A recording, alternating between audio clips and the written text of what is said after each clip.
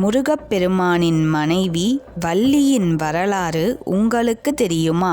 முந்தைய பிறவியில் வள்ளி மற்றும் தெய்வானை இருவரும் விஷ்ணுவின் மகள்களாக பிறந்தனர். சகோதரிகளாகிய இருவரும் முருகனை திருமணம் செய்வதற்கு பல தவங்களை புரிந்தனர். அவர்களின் தவத்திற்கு பலனாக அடுத்த பிறவியில் முருகனை திருமணம் செய்து கொள்ளலாம் என்ற வரத்தை பெற்றனர். அவ்வாறே அடுத்த பிறவியில் சிலமுகி என்ற முனிவரின் மாயசக்தி காரணமாக அரபி என்ற அழகிய மானின் வயிற்றில் கருவாகி ஒரு பெண் குழந்தை பிறந்தது.